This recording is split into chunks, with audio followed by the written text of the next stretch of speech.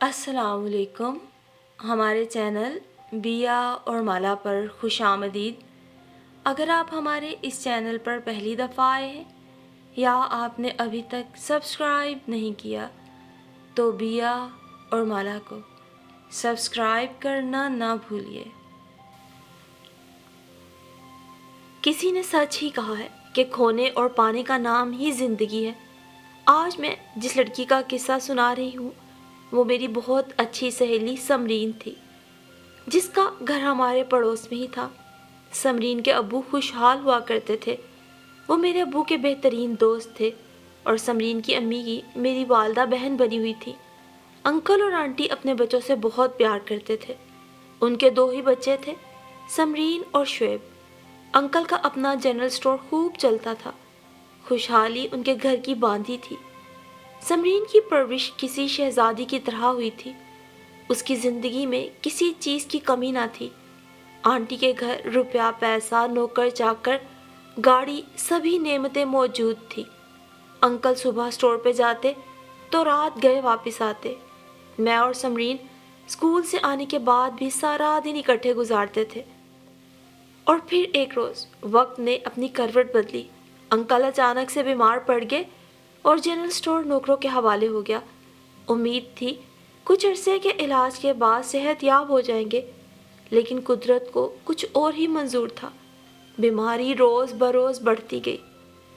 بالآخر 2 سال بعد وہ رضائے الہی سے وفات پا گئے. علاج کے دوران ان کا سارا سرمایہ حتیٰ کہ جنرل سٹور بھی ان کے معالجے پر لگ گیا، کیونکہ انکل کو کینسر کا مرض تھا.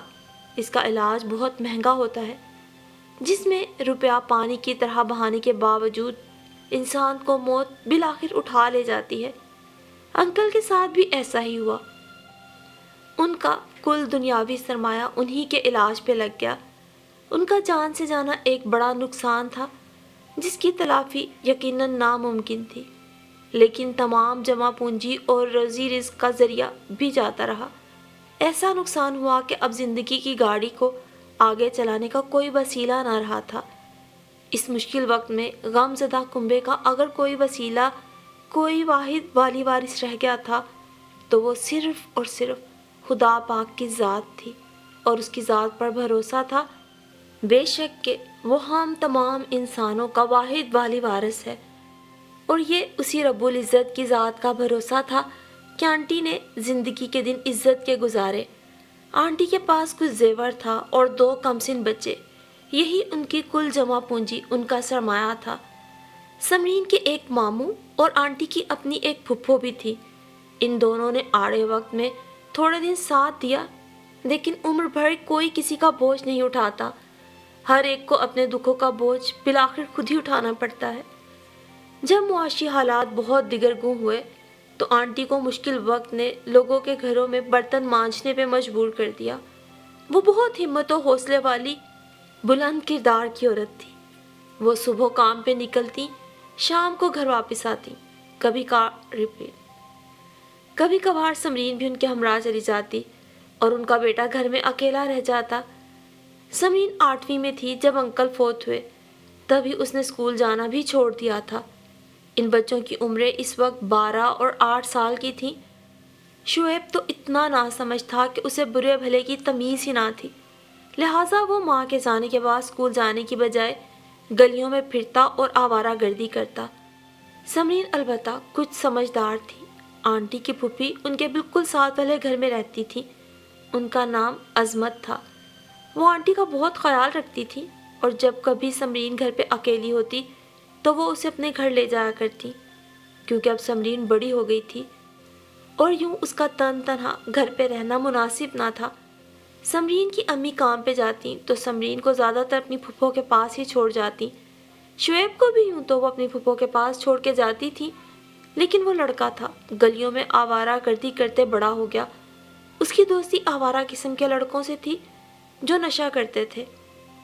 آنٹی کی پھپھو کوئی بہت گھاگ چالاک عورت نہ تھی، نہ ہی انہیں کوئی روب رکھنا آتا تھا. اپنے کوئی بچے نہ تھے، سو بچوں کو زیادہ ڈانٹ ڈپٹ کرنا پسند نہ کرتی تھی. بس اسی بے جا لاڈ پیار اور ڈھیل نے شعیب کو بھٹکی ہوئی غلط راہوں کا مسافر بنا دیا۔ اسے نشے کی لت لگ گئی تھی۔ اسے ماں اور بہن کے دکھ سکھ کا کوئی احساس ہی نہ تھا۔ اس بات کی بھی پرواہ نہیں تھی کہ بہن سارا دن گھر میں اکیلی ہوتی ہے۔ ماں اس بارے میں اسے بہت سمجھاتی، لیکن شعیب پر جو نشہ اب چڑھ چکا تھا اس کے باعث وہ کسی کی نہ سنتا۔ صبح کا نکلا، رات گئے گھر آتا، کھانا مانگتا، اچھا کھانا نہ ملتا تو لڑنے جھگڑنے لگتا، نشے کے لیے رقم نہ ملتی تو گھر کی اشیاء اٹھا کر لے جاتا اور باہر بیچ کر اپنا نشہ پورا کرتا۔ غرض شعیب ایک ایسا بیٹا تھا جو آنٹی کے لیے رحمت کی بجائے زحمت بنا ہوا تھا۔ سمرین کی امی نے اپنے زیور اسی ڈر سے اپنے بھائی کے پاس امانت رکھوا دیے کہ کہیں نشے کی خاطر ان کا بیٹا یہ زیور بھی نہ بیچ دے۔ وہ خود محنت مشقت سے جو کماتی، پیٹ کاٹ کر کچھ رقم بچا لیتی، وہ بھی امانتاً اپنے بھائی کے پاس رکھوا دیتی تاکہ کل کلاں بیٹی کی شادی پہ کام آ سکے۔ رفتہ رفتہ شعیب نشے کی وجہ سے اتنا لاغر ہو گیا کہ چل پھر بھی نہیں سکتا تھا۔ اس کا جگر کچی شراب نوشی کے باعث خراب ہو گیا تھا۔ بری صحبت کے برے نتیجے۔ اب آنٹی کیا کر سکتی تھی؟ وہ سارا دن گھر پہ پڑا رہتا۔ اس کی حالت دیکھ دیکھ کر ماں کا کلیجہ منہ کو آتا۔ اتنا روپیہ بھی نہ تھا کہ ٹھیک طرح سے علاج کرواتی۔ ابھی اس کے علاج معالجے کے لیے سرکاری اسپتالوں کے چکر لگاتی، ادھر سے ادھر سسکتی بھی لگتی پھر رہی تھی کہ ایک دن آخر ان کے بیٹے نے سسک سسک کر ایڑیاں رگڑ رگڑ کے دم توڑ دیا اور آنٹی سوائے آنسو بہانے کے کچھ نہ کر سکی۔ بیٹا کیسا بھی تھا، ماں کی تو آنکھ کا تارا تھا۔ شعیب کی جوان موت نے آنٹی کو توڑ کے رکھ دیا۔ پہلے انکل کی یوں بے وقت ایسے موذی مرض سے وفات، اور پھر جوان جہان بیٹے کا یوں غلط راہوں پہ چل کے اس دنیا سے چلے جانا، اور وہ بھی ایسی قسم پرسی کی حالت میں۔ آنٹی یہ سب برداشت نہ کر پائیں۔ وہ بھی اب روز بروز کمزور ہوتی جا رہی تھی۔ ان سے لوگوں کے گھروں میں ٹھیک سے کام بھی نہ ہوتا تھا، جیسے کہ ان کی جینے کی ہمت ہی ختم ہو گئی ہو، جسم میں جان نہ رہی ہو۔ بیٹی کی الگ فکر تھی کہ سمرین ان کی زندگی میں اپنے گھر کی ہو جائے۔ انہوں نے اپنی پھپھو عظمت سے بات کی کہ کوئی اچھا رشتہ ڈھونڈ کر سمرین کو اس کے گھر کا کر دو تاکہ میں سکون سے مر سکوں۔ ان کی پھپھو نے کچھ رشتے بتائے جو اچھے گھرانوں کے تھے، کیونکہ یہ لوگ ان کے جاننے والے تھے اور جانتے تھے کہ آنٹی کا اپنا تعلق ایک اچھے خاصے کھاتے پیتے گھرانے سے تھا۔ حالات نے اگرچہ آج انہیں ان حالوں پہ پہنچا دیا ہے، لیکن در حقیقت وہ ایک خاندانی معزز خاتون ہے۔ انہیں سمرین کا رشتہ لینے میں کوئی آڑ بھی نہ تھا۔ یوں بھی یہ لڑکی خوبصورت اور نیک سیرت تھی۔ پھر ایک جگہ رشتے کی بات طے ہو گئی تو آنٹی نے اپنے بھائی کو بلوا کر کہا، حبیب میں بیمار رہنے لگی ہوں، سمرین کی شادی کرنا چاہتی ہوں، میں نے جو زیور تمہارے پاس امانتاً رکھوایا تھا واپس کر دو تاکہ بیٹی کو عزت سے رخصت کر سکوں۔ تم کیوں کسی اور کو بیٹی کا رشتہ دو جبکہ میں موجود ہوں؟ میرا بیٹا معظم کیا کسی سے کم ہے؟ ہم سمرین کی شادی معظم سے کریں گے۔ بھائی معظم مجھے بہت عزیز ہے، لیکن معظم نہ تو کوئی خاص پڑھا ہے، نہ کچھ ڈھنگ سے کماتا ہے، اس کی عادتیں بھی کچھ اتنی ٹھیک نہیں ہیں۔ میری بچی نے یتیمی کے دکھ سہے ہیں، اب میں اسے اچھی زندگی، اچھا مستقبل دینا چاہتی ہوں۔ جہاں اب میں نے سمرین کا رشتہ کیا ہے وہ میرے شوہر کے قریبی عزیز اور ہمارے بہت جانے پہچانے لوگ ہیں۔ لڑکا سرفراز بھی بہت نیک اتوار اور بہت پڑھا لکھا ہے، انجینئر ہے، اچھے عہدے پہ کام کر رہا ہے۔ وہ بہت چاہ سے میری سمرین کا رشتہ لے رہے ہیں۔ آپ یہ رشتہ ہونے دیں، سمرین آپ کی بھی بیٹی جیسی ہے، اس کا بھلا بھی آپ نے ہی سوچنا ہے۔ یہ رشتہ مجھے دل و جان سے پسند آ گیا ہے، لیکن مجھے یہ رشتہ منظور نہیں۔ میں تو دل و جان سے سمرین کو اپنی بہو بنانا چاہتا ہوں۔ تم ان لوگوں کو انکار کر دو۔ سمرین کی شادی صرف اور صرف معظم سے ہوگی، ورنہ یاد رکھو تمہیں تمہارے زیور نہیں ملیں گے۔ میں صرف اسی شرط پر تمہارا زیور اور پیسہ دے سکتا ہوں اگر تم میرے بیٹے کو اپنا داماد بناؤ گی۔ آنٹی جانتی تھیں کہ معظم سے شادی کرنے کا مطلب سمرین کو جیتے جی جہنم میں دھکیلنا ہے۔ وہ ایک آوارہ اور نکما ہی نہیں، بری صحبت کا بھی شکار تھا، اور اس کی دوستی ایسے افراد سے تھی جو جرائم پیشہ کاموں میں ملوث تھے۔ آنٹی نے اپنی پھپھو سے مشورہ کیا، وہ رو بھی رہی تھی۔ کہا، معظم کو داماد بنانے سے تو بہتر ہے کہ بیٹی کو کنویں میں پھینک دوں۔ ٹھیک کہتی ہو، یہ رشتہ تو کسی طور مناسب نہیں۔ ہرگز اپنے بھائی کی باتوں میں آ کے بچی کو وہاں جہنم میں نہ دھکیل دینا۔ وہ تو ایسا بدذات ہے کہ کل کو سمرین کو بیچنے سے بھی دریغ نہ کرے گا۔ آنٹی کی پھپھو نے بھی انہیں سب سننے کے بعد یہی کہا۔ سو آنٹی نے بھائی کو بیٹی کے رشتے سے منع کر دیا، جس پر دونوں بہن بھائیوں میں ناراضی ہو گئی، اور سمرین کے ماموں نے اس کا سارا زیور اور آنٹی کا بچا کھچا پیسہ بھی ضبط کر لیا۔ آنٹی کو بھائی کی ناراضگی کا بہت دکھ تھا۔ پے در پے صدموں نے جیسے آنٹی کا دل بہت کمزور کر دیا۔ اس دکھ کو دل پر لے لیا انہوں نے، اور مزید بیمار پڑ گئی۔ انہیں اسپتال داخل کرانا پڑا۔ تب بھائی آیا اور کہا، ٹھیک ہے، میں تمہاری بیٹی کا ولی بنوں گا، اور تم جہاں کہتی ہو شادی کروا دیتا ہوں۔ یہ بھی اس شخص کی چالاکی تھی جو آنٹی نہ سمجھ سکی۔ شادی کی تاریخ مقرر ہو گئی، مگر رخصتی والے دن سمرین کے ماموں نے ایک عجیب سی شرط رکھ دی کہ لڑکے والے اپنا مکان سمرین کے نام لکھ دیں، تب ہم لڑکی رخصت کریں گے۔ نکاح پہ سائن بھی تبھی سمرین کرے گی اگر جو آپ اپنا گھر سمرین کے نام کر دیں۔ لڑکے والے پریشان ہو گئے اور ماموں کی ان کڑی شرائط کو نامنظور کر دیا۔ ماموں نے بھی اسے اپنی انا کا مسئلہ بنا کے بہانہ بنا لیا، اور لڑکے والوں سے کہا، اگر ہماری شرائط نامنظور ہیں تو ہم بھی رخصتی نہیں دیتے۔ وہ لوگ بد دل ہو کر بارات واپس لے گئے۔ آنٹی تو پہلے ہی بیمار تھی، یہ صدمہ سہ نہ سکی، اور کچھ دن کے اندر اندر اس جہان فانی سے رخصت ہو گئی۔ مرتے وقت اپنی پھپھو سے کہا، میری بیٹی کو اکیلا مت چھوڑنا، بلکہ اپنے ساتھ اپنے گھر لے جانا، اور میرا یہ گھر بھی اپنے قبضے میں رکھنا، ہرگز میرے بھائی کے حوالے نہ کرنا، نہ میری بیٹی، نہ ہی میری یہ جائیداد۔ بس اس گھر کو کرائے پہ دے دینا، جو آمدن آئے میری بچی پہ ہی لگا دینا، اور چاہے کچھ بھی حالات ہوں میری بیٹی کی شادی معظم سے ہرگز نہ کرنا۔ آنٹی کی وفات کے بعد سمرین کے ماموں نے اسے اپنے ساتھ چلنے کو کہا، مگر وہ بھی اڑ گئی، اور ماموں کے ساتھ جانے کے بجائے عظمت پھوپھی کے ساتھ ان کے گھر چلی گئی۔ عظمت پھوپھی اور سمرین کے گھر کے درمیان ایک دیوار ہی تھی۔ چند دن بعد عظمت پھوپھو نے دیوار گروا کر دونوں گھروں کو ایک کر لیا، اور یوں سمرین اپنے گھر میں انہی کے ساتھ رہنے لگی۔ ماموں نے زیادہ زور یوں نہ ڈالا کہ ان کے محلے والے بھی پھوپھو عظمت اور سمرین کے ساتھ ہو گئے تھے۔ پھوپھو کے سوا اب سمرین کا اس دنیا میں کوئی نہ تھا۔ عظمت پھوپھو ریٹائرڈ ٹیچر تھیں، اور ان کا گزارا اپنی پینشن پہ ہوتا تھا۔ عظمت پھوپھو کا اپنا کوئی بیٹا بیٹی تھا نہیں، بے اولاد تھی، شوہر البتہ حیات تھے۔ سو سمرین کو ان لوگوں نے اپنی ہی اولاد سمجھتے ہوئے اس کا بہت خیال کیا، اور اس کی شادی کسی اچھے گھرانے میں کرانے کی فکر میں لگ گئے۔ عظمت پھوپھو چاہتی تھی کہ سمرین کا ماموں اس کا زیور کسی طرح واپس کر دے جو اس یتیم بچی کی امانت تھی، لیکن وہ بد نیت آدمی زیور لوٹانے سے انکاری تھا۔ اسے شاید علم نہ تھا کہ یتیم کا مال کھانا اپنے ہی پیٹ میں گویا جہنم کی آگ بھرنے کے برابر ہے۔ بالآخر کچھ نہ سمجھ آیا تو پھوپھو نے محلے والوں کو بیچ میں ڈالا، اور وہ سب ماموں سے ملے اور زیور واپس کرنے کو کہا، لیکن اس شخص کی وہی ایک بات تھی کہ میں سمرین کا وارث ہوں، زیور میرے پاس رہے گا، اور سمرین کا رشتہ بھی میں اپنے بیٹے سے ہی کروں گا۔ اس کی ماں یہ رشتہ اپنی زندگی میں ہی طے کر گئی تھی۔ یہ بات تو سمرین کو بھی منظور نہ تھی، اور سب جانتے تھے کہ یہ حبیب صاحب کا ایک بہت بڑا جھوٹ ہے۔ اگر سمرین کی ماں نے اس کا رشتہ معظم سے کرنا ہوتا تو اپنی زندگی میں ہی کر دیتی۔ معظم جس کردار کا انسان تھا وہ وہاں بھی کسی سے ڈھکا چھپا نہ تھا، اور معظم سے شادی کی بات تو سمرین کو بھی منظور نہ تھی۔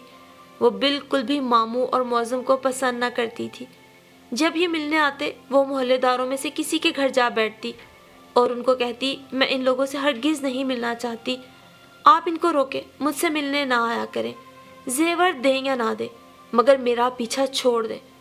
سو محلے والوں نے زیور کے بارے میں کئی بار بات کی، मगर मामू ने देने से इनकार कर दिया। तब उन्होंने फूफो से कहा कि जेवर को छोड़ो और लड़की की ज़िंदगी के बारे में सोचो। इसकी शादी अगर किसी अच्छे घराने में हो जाए तो जेवर हम सब मिल मिला कर दे देंगे, लेकिन इस यतीम बच्ची का मुस्तकबिल अच्छा होना चाहिए। समरीन के अब्बू की यूं भी अपने मोहल्ले में बहुत इज्जत थी। शुरू से वो आखिर यहीं रह रहे थे, हर किसी के अच्छे बुरे वक्त में उसका साथ देते थे। सो इस कड़े वक्त में सब इर्द गिर्द वालों ने समरीन के सर पे हाथ रखा और बिलाखिर सबकी दुआओं और मेहनतों से अजमत फुफो को एक अच्छा रिश्ता मिल ही गया। लड़का दिल का डॉक्टर था, बाहर से पढ़ के आया था। चंद दिनों में ही सब मोहल्ले वालों ने मिलजुल कर समरीन की बेहतरीन तरीके से शादी कर दी। वो अपने घर जाकर सुखी हो गई। ये खुशहाल लोग थे। समरीन के शोहर राहिल एक बहुत नेक, बहुत अच्छे घराने के सपूत थे। दिल के डॉक्टर थे, एक बहुत बड़े अस्पताल में नौकरी कर रहे थे।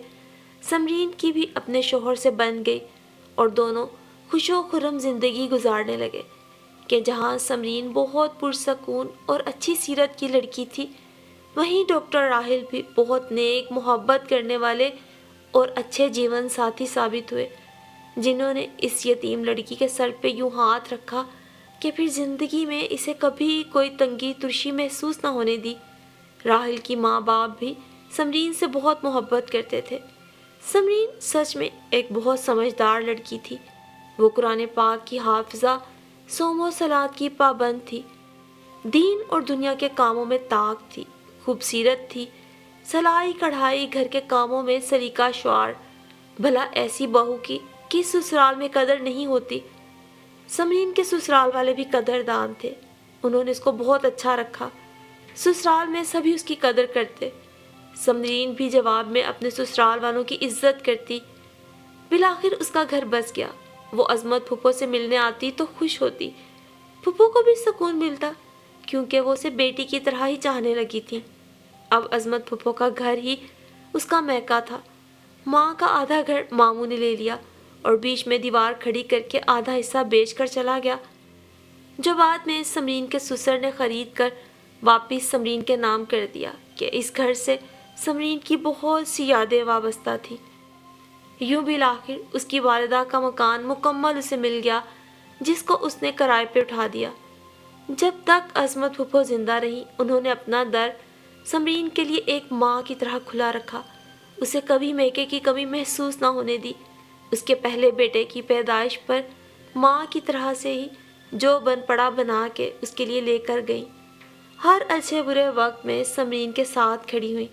फूफो की वफात के बाद समरीन वाकई उदास रहने लगी। उसे महसूस होता था कि जैसे मैके का दर अब बंद हो गया और अब इस दुनिया में मेरा कोई नहीं रहा। तभी वो हमारे घर आती तो अम्मी के गले लग जाती। माँ और फूफो अजमत को याद कर कर के रोती। अम्मी उसे तसल्ली देती थी, बेटी दुख मत करो, बेशक हर इंसान ने ही मौत का मज़ा चखना है। तुम्हारे माँ बाप और फूफो अजमत यकीनन अच्छे मुकाम पर होंगे। वो सब बहुत नेक लोग थे। और बेटी अपना दिल तंग मत करो, तुम दुनिया में तन्हा नहीं हो। देखो कितने लोग, हम सब तुमसे मोहब्बत करते हैं। तुम मुझे माँ और मेरे घर को अपना मैका समझ के जब चाहे आ जाया करो। अपना दिल छोटा मत करो। और ये तुमने क्या बात कर दी कि तुम्हारा मैका ख़त्म हो गया? तुम मुझे अपनी माँ और मेरे घर को अपना मैका समझ के जब चाहे आ जाया करो। इन बातों से समरीन को बहुत हौसला मिलता था। वो रोते हुए भी मुस्कुरा देती। अम्मी गले लगा के उसका माथा चूमती। यूं जब तक मेरी अम्मी जिंदा रही, समरीन मैके का घर समझ के हमारे यहाँ आती रही। अम्मी की वफात के बाद अब वो नहीं आती।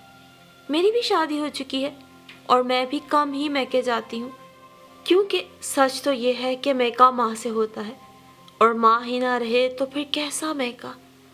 और सच तो ये भी है कि अपनों पे एतबार करो तो अमूमन धोखा ही मिलता है, जैसा कि समरीन की माँ ने अपनों से धोखा उठाया।